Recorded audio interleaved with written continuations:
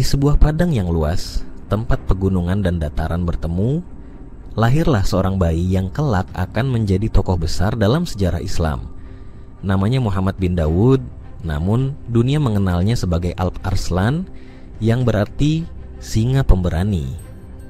Ia lahir pada tahun 1029 di keluarga bangsawan Seljuk, sebuah dinasti yang sedang meniti jalan menuju kejayaan. Sejak kecil, Alp Arslan dibesarkan dalam lingkungan yang penuh dengan nilai-nilai kepemimpinan dan kebesaran. Ayahnya, Chagri Beg, adalah seorang pemimpin yang bijaksana dan penuh strategi. Sedangkan pamannya, Tugril Beg, adalah pendiri dinasti Seljuk yang kelak menjadi sosok teladan bagi Alp Arslan. Di bawah bimbingan mereka, ia dididik tidak hanya dalam ilmu perang, tetapi juga dalam tata kelola pemerintahan dan diplomasi. Masa mudanya dihabiskan di medan perang, belajar seni perang dari ayah dan paman-pamannya. Dari usia muda, Alp Arslan menunjukkan keberanian yang luar biasa di medan tempur, serta kecerdasan dalam merancang strategi. Kemenangan demi kemenangan di medan perang mulai membangun reputasinya sebagai pemimpin masa depan Seljuk. Tahun 1063, setelah wafatnya Tugril Beg tanpa meninggalkan keturunan, tahta dinasti Seljuk diwariskan kepada Alp Arslan. Namun, jalannya tidak mudah. Sebagai pewaris, ia harus menghadapi berbagai tantangan dari para saingan yang ingin merebut kekuasaan. Berkat kecerdikannya serta dukungan dari wazir setianya, Nizam al-Mulk, Alp Arslan berhasil mengatasi semua rintangan dan memantapkan posisinya sebagai sultan kedua dinasti Seljuk. Sebagai sultan, Alp Arslan tidak hanya memperkuat kekaisarannya, tetapi juga memperluas wilayahnya. Ia memimpin pasukannya dalam kampanye militer yang membawa mereka hingga ke perbatasan Bizantium. Disinilah salah satu momen terbesar dalam hidupnya terjadi. Pertempuran Manzikert pada tahun 1071. Dalam pertempuran epik ini, Alp Arslan memimpin pasukannya dengan kecerdikan yang luar biasa, berhasil mengalahkan dan menangkap Kaisar Bizantium, Romanus IV Diogenes. Kemenangan ini tidak hanya memperkuat kekuasaannya, tetapi juga membuka jalan bagi penaklukan Anatolia oleh Turki. Setelah kemenangan besar ini, Alp Arslan terus memperkuat kekaisarannya, menata pemerintahan dengan kebijakan yang bijak, dan mendukung perkembangan ilmu pengetahuan serta pendidikan. Namun, perjalanan hidupnya berakhir secara tragis. Pada tahun 1072, dalam sebuah kampanye militer di timur, Alp Arslan terluka parah oleh seorang tawanan bernama Yusuf al-Khwarizmi. Luka tersebut akhirnya merenggut nyawanya.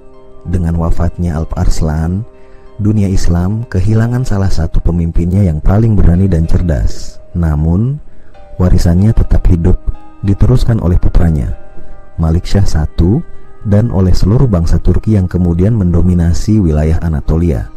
Nama Alp Arslan terus dikenang sebagai singa pemberani yang mengubah jalannya sejarah.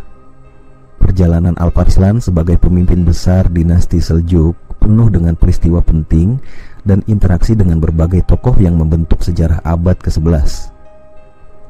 Berikut adalah penjelasan lengkap tentang tokoh dan peristiwa yang terkait dengan perjalanan Alp Arslan. Tokoh-tokoh yang berhubungan dengan Alp Arslan. Tugril Beg. Tugril Beg adalah pendiri dinasti Seljuk dan paman Alp Arslan. Setelah kematian Tugril Beg, Alp Arslan menggantikannya sebagai sultan kedua Kekaisaran Seljuk pada tahun 1063. Di dataran tinggi yang luas, di tengah bentangan padang rumput yang seolah tak berujung, berdiri dua sosok yang kelak akan mengukir namanya dalam sejarah besar Islam, Tugril Beg dan Alp Arslan.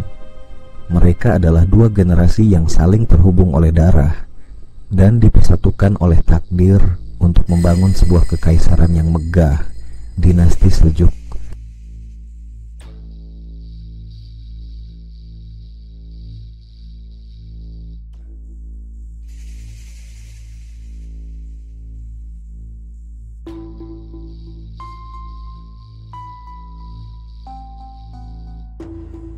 Tugril Beg lahir pada akhir abad ke-10 di saat dunia Islam sedang terpecah-pecah oleh berbagai kekuatan yang saling bersaing.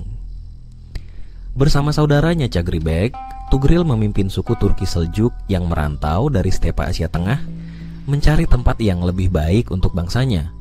Keduanya dikenal sebagai pemimpin yang tangguh, cerdas, dan penuh dengan semangat juang. Dengan kemampuan militernya yang luar biasa, Tughril Bek mulai menaklukkan wilayah demi wilayah. Ia tidak hanya berperang dengan pedang, tetapi juga dengan akal.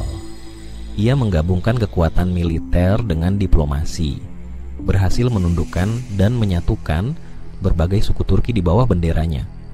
Kemenangan demi kemenangan diraihnya hingga pada tahun 1037, ia mendirikan dinasti Seljuk dengan kota Rey sebagai pusat kekuasaannya.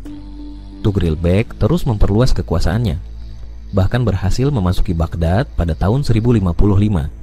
Di sana, ia disambut sebagai penyelamat oleh Khalifah Abbasiyah yang saat itu tengah terancam oleh kekuatan Syiah Buwaihi. Tughril Bek kemudian dinobatkan sebagai sultan dan pelindung kekhalifahan, menegaskan posisinya sebagai salah satu penguasa terkuat di dunia Islam.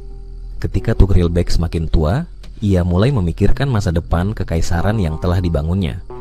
Meskipun ia tidak memiliki anak kandung, ada seorang keponakan yang menarik perhatiannya, Alp Arslan, putra Chagri Bek, saudaranya yang paling dipercaya.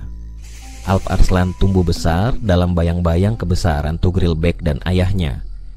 Sejak kecil, ia dididik untuk menjadi seorang pemimpin, mempelajari seni perang, strategi, dan pemerintahan. Dari Tughril, Alp Arslan belajar pentingnya diplomasi dan bagaimana memimpin dengan bijaksana. Dari ayahnya, ia mewarisi keberanian dan ketangguhan di medan tempur. Ketika Tughril Bek meninggal dunia pada tahun 1063, tahta Seljuk diwariskan kepada Alp Arslan. Namun, jalan menuju kekuasaan tidaklah mudah. Alp Arslan harus menghadapi berbagai saingan yang juga mengincar tahta, baik dari dalam maupun luar keluarganya. Dengan dukungan Nizam al-Mulk, wazir yang cerdas dan setia, Alp Arslan berhasil menundukkan para rempatalnya dan memantapkan posisinya sebagai sultan kedua dinasti Seljuk.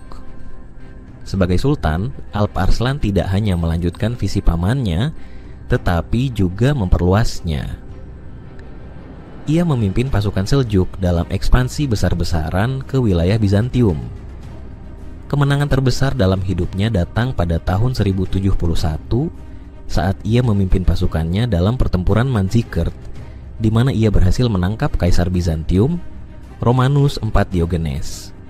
Kemenangan ini menjadi batu loncatan bagi dominasi Turki di Anatolia. Nizam al-Mulk, seorang wazir, perdana menteri yang sangat dihormati, Nizam al-Mulk memainkan peran sentral dalam pemerintahan Alp Arslan. Dia membantu menyusun strategi militer dan administrasi yang memperkuat kekaisaran. Selain itu, ia mendirikan sejumlah madrasah terkenal, termasuk Nizamiyah, yang menjadi pusat pendidikan Islam. Di tengah keagungan kekaisaran Seljuk yang sedang berkembang, dua sosok besar muncul sebagai pilar utama yang membawa kemakmuran dan kejayaan. Mereka adalah Nizam al-Mulk, seorang wazir yang bijaksana, dan Alp Arslan, sultan yang gagah berani. Kisah mereka adalah tentang persahabatan, kepercayaan, dan pengabdian yang bersama-sama mengubah arah sejarah. Nizam al-Mulk lahir dengan nama Abu Ali al-Hasan pada tahun 1018 di sebuah keluarga sederhana di Persia. Sejak kecil, ia dikenal sebagai anak yang cerdas dan penuh rasa ingin tahu. Ia menguasai berbagai ilmu pengetahuan, mulai dari sastra, matematika, hingga ilmu politik. Kecerdasannya membawa Nizam al-Mulk meniti karir di pemerintahan, hingga akhirnya ia menjadi seorang wazir yang sangat dihormati. Ketika Alp Arslan naik tahta sebagai Sultan Seljuk pada tahun 1063, ia segera menyadari potensi luar biasa yang dimiliki Nizam al-Mulk. Ia mengangkat Nizam sebagai wazir utamanya, memberikan kepercayaan penuh untuk mengatur administrasi kekaisaran yang luas dan kompleks.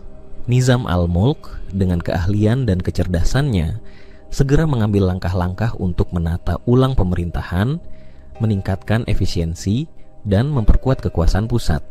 Nizam al-Mulk tidak hanya seorang administrator yang handal, tetapi juga seorang pemikir yang visioner.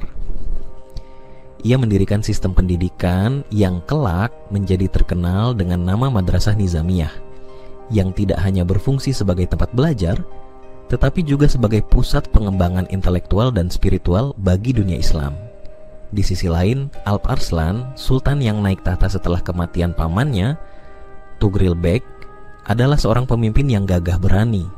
Sejak muda, ia telah terbiasa dengan kehidupan militer dan seni perang.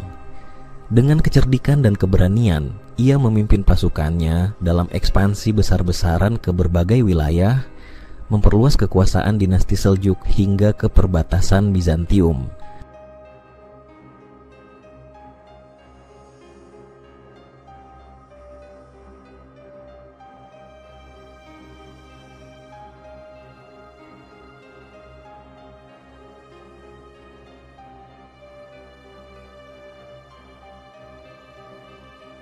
Namun, di balik kesuksesan militernya, Alp Arslan sangat menyadari pentingnya pemerintahan yang stabil dan efisien.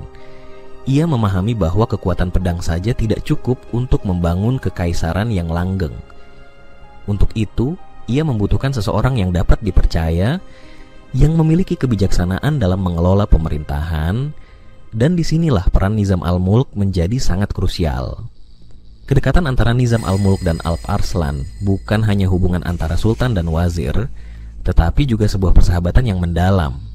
Nizam al-Mulk menjadi penasihat setia yang selalu mendampingi sultan, memberikan panduan dalam keputusan-keputusan penting. Alp Arslan, di sisi lain, menghargai dan mempercayai Nizam al-Mulk sepenuhnya, memberikan kebebasan baginya untuk menjalankan pemerintahan sesuai dengan visinya. Saat Alp Arslan memimpin pasukannya dalam pertempuran Manzikert pada tahun 1071 yang berakhir dengan kemenangan gemilang atas Bizantium, Nizam al-Mulk tetap berada di belakang layar, mengatur logistik dan memastikan kekaisaran tetap stabil selama sultan berperang. Kemenangan di Manzikert menjadi puncak kejayaan Alp Arslan, dan di baliknya ada peran besar Nizam al-Mulk yang tak terlihat namun sangat vital.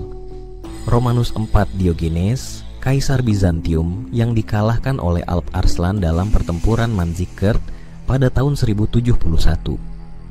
Penangkapan Romanus setelah pertempuran tersebut merupakan titik balik penting yang membuka jalan bagi ekspansi Turki di Anatolia.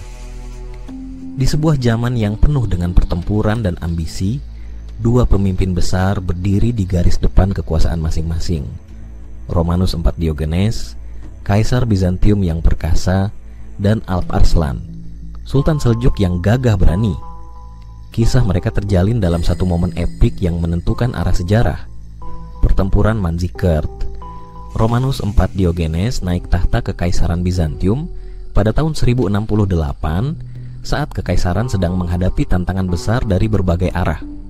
Di utara, bangsa Bulgar terus menekan perbatasan, sementara di timur, ancaman dari dinasti Seljuk semakin nyata. Romanus, seorang jenderal yang cakap dan berpengalaman, dipilih oleh istana Bizantium untuk memimpin kekaisaran keluar dari krisis ini. Romanus adalah seorang prajurit sejati, berani, penuh semangat, dan ambisius. Namun, ia juga menyadari bahwa kekaisaran yang diwarisinya berada di ambang kehancuran, terkikis oleh serangan musuh dan melemahnya kekuasaan pusat. Untuk menyelamatkan Bizantium, Romanus tahu bahwa ia harus menghentikan ancaman terbesar di timur, dinasti Seljuk yang dipimpin oleh Sultan Alp Arslan. Di sisi lain, Alp Arslan, Sultan Seljuk yang baru saja memenangkan sejumlah pertempuran besar, melihat kesempatan untuk memperluas wilayah kekuasaannya. Seljuk telah menjadi kekuatan yang tidak bisa diabaikan, menguasai Persia dan sebagian besar Asia Tengah. Namun, ambisi Alp Arslan tidak berhenti di situ. Ia menatap ke arah barat, ke wilayah Bizantium yang kaya dan strategis. Alp Arslan adalah pemimpin yang cerdas dan berani. Ia memahami bahwa untuk mewujudkan impian besarnya, ia harus berhadapan dengan kekuatan terbesar di barat, Kekaisaran Bizantium. Dan saat kabar sampai kepadanya bahwa Kaisar Romanus IV Diogenes sedang mempersiapkan pasukan besar untuk menyerang, Alp Arslan tidak mundur. Sebaliknya, ia mengumpulkan pasukannya dan bersiap untuk bertempur. Maliksyah I, putra Alp Arslan yang menggantikan ayahnya setelah kematiannya pada tahun 1072. Maliksyah melanjutkan kebijakan ekspansi dan administrasi yang dirintis oleh Alp Arslan, membawa dinasti Seljuk mencapai puncak kejayaannya. Al-Muqtadi, Khalifah Abbasiyah yang menjalin hubungan erat dengan Alp Arslan. Kerjasama ini memperkuat posisi dinasti Seljuk sebagai pelindung kekhalifahan Abbasiyah, memperkokoh dominasi Seljuk di dunia Islam. Peristiwa-peristiwa penting dalam perjalanan Alp Arslan. Pengangkatan sebagai Sultan 1063. Setelah kematian pamannya, Tughril Beg, Alp Arslan naik tahta sebagai Sultan kedua Kekaisaran Seljuk. Dia menghadapi tantangan dari saingannya, namun dengan dukungan Nizam al-Mulk, dia berhasil memperkuat posisinya. Ekspansi wilayah. Di bawah kepemimpinan Alp Arslan, wilayah Seljuk diperluas ke arah barat, termasuk Persia, Armenia, dan sebagian besar Anatolia. Ini memperkuat posisi Seljuk sebagai kekuatan dominan di Timur Tengah. Ketika Alp Arslan naik tahta pada tahun 1063, kekaisaran yang diwarisinya sudah memiliki pijakan kuat di Persia. Namun, Sultan muda ini memiliki ambisi yang jauh melampaui batas-batas yang telah ditetapkan oleh pendahulunya. Dia memulai ekspansi ke utara dan barat, menaklukkan wilayah Kaukasus dan Armenia. Wilayah-wilayah ini, meskipun berbatu dan sulit ditembus, berhasil dikuasai oleh pasukan Seljuk yang dipimpin langsung oleh Alp Arslan.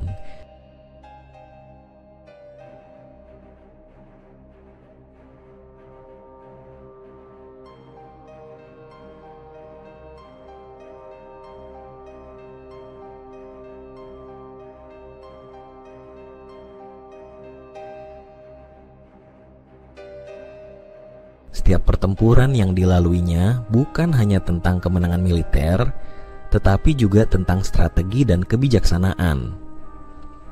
Alp Arslan tidak hanya mengandalkan kekuatan pedang, tetapi juga diplomasi yang cerdik, berhasil menjalin aliansi dengan suku-suku lokal yang ada di wilayah tersebut.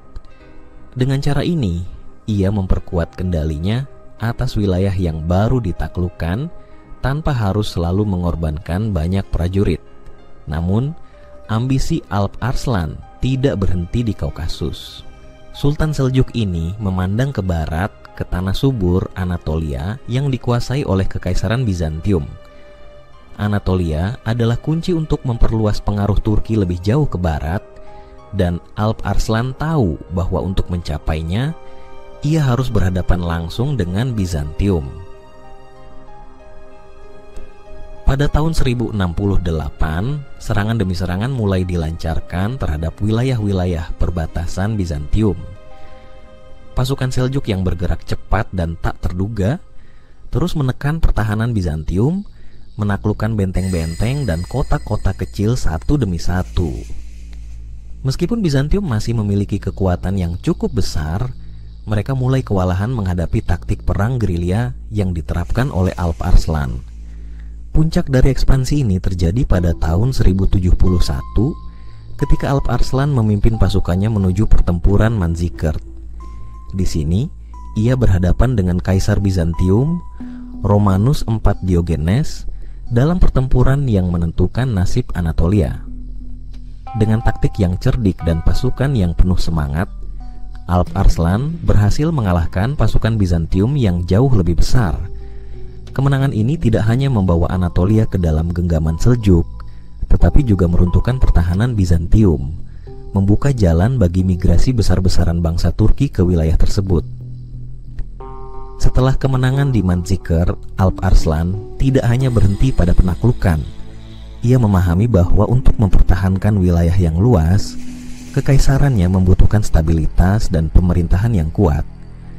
Di sini, kebijaksanaannya kembali terlihat. Alp Arslan menunjuk gubernur-gubernur yang handal untuk mengelola wilayah-wilayah yang baru ditaklukkan, memastikan bahwa mereka tetap setia kepada pusat kekaisaran di Persia. Selain itu, ia mendirikan sistem administrasi yang efisien dan mendukung perkembangan ekonomi di wilayah-wilayah yang baru dikuasai. Kota-kota mulai dibangun dan diperkuat, perdagangan berkembang pesat, dan keamanan di jalan-jalan utama dipastikan oleh pasukan Seljuk. Dalam waktu singkat, wilayah yang dulu bergejolak mulai menunjukkan tanda-tanda kemakmuran di bawah kekuasaan Seljuk. Pertempuran Manzikert 1071, peristiwa paling monumental dalam pemerintahan Alp Arslan, di mana ia mengalahkan dan menangkap Kaisar Bizantium Romanus IV Diogenes.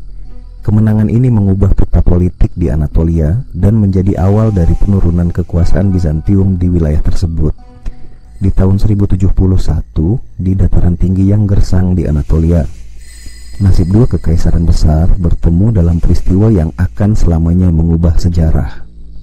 Pertempuran itu dikenal dengan nama Pertempuran Manzikert, dan di tengah gemuruh pasukan yang berbaris dan teriakan perang yang bergema, dua pemimpin besar, Alp Arslan, Sultan dinasti Seljuk, dan Romanus IV Diogenes, Kaisar Bizantium, berdiri di garis depan, memimpin pasukan mereka masing-masing dalam pertempuran yang menentukan.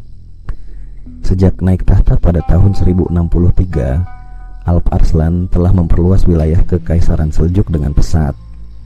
Wilayah Persia, Armenia, dan Kaukasus kini berada di bawah kendalinya. Namun, ia tidak puas berhenti di situ. Anatolia, dengan kota-kota Bizantium yang kaya dan strategis, adalah target berikutnya. Penyerangan kecil ke wilayah perbatasan Bizantium telah membuat Kaisar Romanus IV Diogenes geram. Ia, yang baru naik tahta 3 tahun sebelumnya, melihat serangan ini sebagai ancaman serius bagi kekaisaran Bizantium. Romanus, seorang jenderal yang berpengalaman, memutuskan untuk memimpin pasukan besar ke timur dengan tujuan menghentikan ekspansi Seljuk sekali dan untuk selamanya. Ia mengumpulkan pasukan yang terdiri dari berbagai suku dan kelompok dari seluruh wilayah kekaisarannya, tentara Bizantium, prajurit bayaran dari bangsa Franka, Norman, dan bahkan suku-suku Arab. Dengan keyakinan penuh, ia membawa pasukannya ke jantung Anatolia untuk berhadapan langsung dengan Alp Arslan. Di sisi lain, Alp Arslan tidak gentar meski mengetahui bahwa pasukan Romanus jauh lebih besar. Dengan kekuatan yang lebih kecil, ia tahu bahwa kemenangan hanya bisa diraih melalui kecerdikan dan strategi. Pada awalnya, Alp Arslan tidak berencana untuk bertempur secara langsung. Ia mengirim utusan ke perkemahan Romanus, menawarkan perdamaian dengan syarat yang ringan. Namun, keyakinan Romanus pada kemenangan membuatnya menolak tawaran tersebut. Ia merasa yakin bahwa pasukannya akan menghancurkan Seljuk.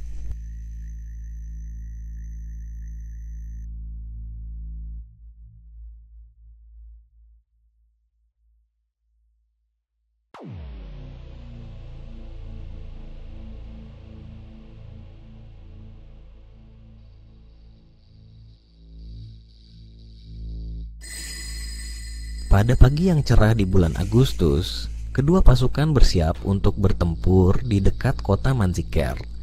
Romanus mengarahkan pasukannya untuk menyerang, sementara Alp Arslan dengan busur di tangan berada di garis depan, siap memimpin langsung pertempuran. Di atas pelana kudanya, Sultan Seljuk itu tampak tenang, meskipun pertempuran terbesar dalam hidupnya segera dimulai. Pertempuran pun pecah, dan seperti yang diharapkan, pasukan Bizantium yang besar mendesak maju dengan kekuatan penuh. Namun, Alp Arslan dan pasukannya menggunakan taktik yang telah dipersiapkan dengan cermat. Mereka berpura-pura mundur, menarik pasukan Bizantium lebih dalam ke jantung wilayah yang tidak mereka kenal. Romanus merasa kemenangan sudah di depan mata, memerintahkan pasukannya untuk mengejar. Inilah kesalahan fatal yang membuat nasib Bizantium berubah. Di tengah pengejaran, pasukan Seljuk yang berpura-pura mundur tiba-tiba berbalik dan melancarkan serangan kilat. Pasukan pemanah berkuda Seljuk yang dikenal karena kecepatan dan ketepatan mereka menyerang dari segala arah, membuat pasukan Bizantium terpecah. Formasi Bizantium hancur dan kekacauan mulai menyebar. Romanus yang berada di garis depan mulai menyadari bahwa dirinya telah jatuh ke dalam jebakan. Di saat pertempuran memuncak, sebuah pengkhianatan dari salah satu jenderal Bizantium, Andronikos Doukas, semakin memperburuk keadaan. Doukas yang memendam ambisi pribadi menarik mundur pasukan cadangan Bizantium tanpa perintah Romanus. Dengan hilangnya dukungan dari sayap belakang, pasukan utama Bizantium pun jatuh ke dalam kekacauan. Romanus IV Diogenes berjuang mati-matian, tetapi akhirnya ia terluka dan tertangkap oleh pasukan Seljuk. Kaisar Bizantium yang sebelumnya penuh percaya diri kini berada di bawah kekuasaan Alp Arslan. Setelah kemenangan, Alp Arslan menunjukkan kebesaran hati yang luar biasa. Ketika Romanus dibawa ke hadapannya sebagai tawanan, ia tidak mempermalukan kaisar yang kala itu. Sebaliknya, ia memperlakukan Romanus dengan penuh hormat. Dalam salah satu momen paling dramatis dalam sejarah, Alp Arslan bertanya kepada Romanus, "Apa yang akan kau lakukan jika aku berada dalam kekuasaanmu?" Romanus menjawab dengan jujur, "Mungkin aku akan membunuhmu." Namun, Alp Arslan dengan senyuman di wajahnya menjawab, "Dan aku tidak akan melakukan hal itu kepadamu." Sebagai gantinya, ia menuntut tebusan yang wajar dan sebuah perjanjian damai yang akan memberi Seljuk beberapa wilayah Bizantium. Romanus kemudian dibebaskan, tetapi nasib buruk masih menunggunya di Bizantium. Sesampainya di Konstantinopel, ia dijatuhkan dari tahta oleh saingannya dan akhirnya tewas dalam penderitaan. Kekalahan ini menjadi salah satu faktor yang mempercepat kemunduran kekaisaran Bizantium. Perjanjian damai dengan Bizantium. Setelah kemenangan di Manzikert, Alp Arslan menandatangani perjanjian damai dengan Bizantium yang memberikan keuntungan strategis bagi Seljuk. Namun, perjanjian ini tidak bertahan lama karena kekacauan internal di Bizantium. Pembunuhan Alp Arslan 1072. Alp Arslan tewas setelah terluka oleh seorang tawanan bernama Yusuf Al-Khwarizmi dalam sebuah pertempuran di wilayah yang sekarang dikenal sebagai Turkmenistan. Peristiwa ini menandai akhir dari pemerintahannya yang sukses dan awal dari era baru di bawah Malik Shah I. Setelah kemenangannya yang gemilang di pertempuran Manzikert pada tahun 1071, Alp Arslan menjadi simbol kejayaan Kekaisaran Seljuk. Wilayah kekuasaannya membentang luas dari Persia hingga Anatolia, dan namanya disegani oleh kawan maupun lawan. Namun, di balik kemenangan besar itu, Alp Arslan tahu bahwa tugasnya belum selesai. Dia masih memiliki ambisi untuk memperluas kekuasaannya lebih jauh, memperkuat kekaisaran yang telah dibangunnya dengan susah payah. Pada tahun 1072, Alp Arslan memutuskan untuk memimpin kampanye militer ke arah timur, menuju wilayah yang kini dikenal sebagai Turkmenistan dan Uzbekistan. Wilayah ini masih dipenuhi dengan suku-suku yang belum tunduk sepenuhnya pada kekuasaan Seljuk. Di dalam hatinya, Alp Arslan merasa bahwa ini adalah langkah terakhir yang akan menyempurnakan kejayaannya sebagai seorang sultan. Di tengah kampanye militer ini, Alp Arslan dan pasukannya berhasil menundukkan beberapa benteng musuh yang kuat. Salah satu benteng itu dijaga oleh seorang komandan bernama Yusuf Al-Khwarizmi, seorang pria yang dikenal karena keberaniannya dan kebanggaannya yang tinggi. Setelah bentengnya jatuh, Yusuf ditangkap dan dibawa sebagai tawanan ke hadapan Alp Arslan. Yusuf Al-Khwarizmi dengan tatapan yang penuh kebencian berdiri di hadapan Sultan Seljuk yang telah menaklukkan begitu banyak musuh. Dalam hati, Yusuf menyimpan dendam yang mendalam. Ia merasa terhina harus berdiri sebagai tawanan, dan dalam diam ia menyusun rencana untuk melakukan tindakan yang nekat.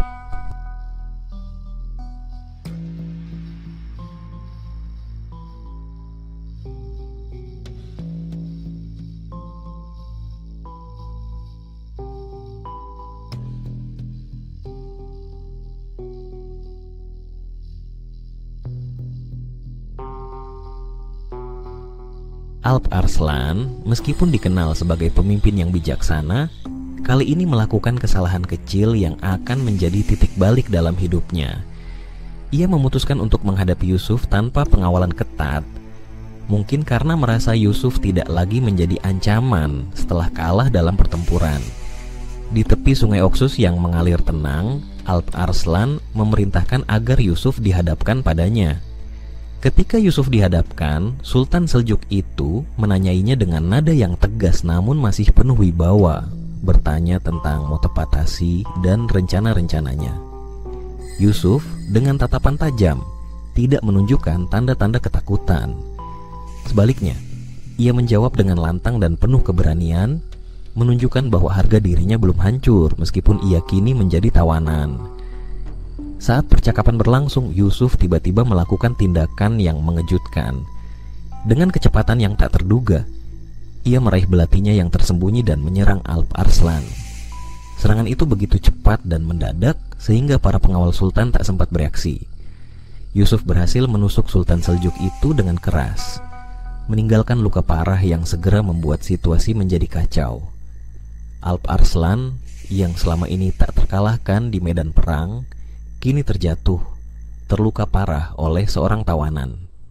Para pengawalnya segera menangkap Yusuf dan mengeksekusinya di tempat, tetapi luka yang diderita Alp Arslan terlalu parah untuk disembuhkan. Di hari-hari terakhirnya, Alp Arslan terbaring dalam penderitaan. Sultan yang gagah berani itu, yang telah menaklukkan begitu banyak musuh dan memperluas wilayah kekaisarannya hingga ke sudut-sudut dunia yang jauh, kini menghadapi musuh yang tak terlihat, kematian. Meskipun para tabib terbaik berusaha menyelamatkannya, luka yang dideritanya terlalu dalam dan takdir yang tak terhindarkan akhirnya menjemputnya. Dalam keheningan malam di kamp militer yang jauh dari rumah, Alp Arslan menghembuskan nafas terakhirnya. Ia meninggalkan dunia ini, membawa serta warisan kebesaran yang akan terus dikenang sepanjang masa. Kepergiannya meninggalkan duka yang mendalam di kalangan pasukannya dan rakyatnya, yang melihatnya sebagai pelindung dan pemimpin yang tak tergantikan. Warisan Alp Arslan terutama terletak pada keberhasilannya dalam memperluas wilayah Kekaisaran Seljuk dan membangun dasar bagi dominasi Turki di Anatolia. Pertempuran Manzikert tidak hanya memperkuat posisi Seljuk, tetapi juga menjadi salah satu faktor kunci dalam melemahnya Kekaisaran Bizantium, yang pada akhirnya berkontribusi pada kejatuhan Konstantinopel pada tahun 1453.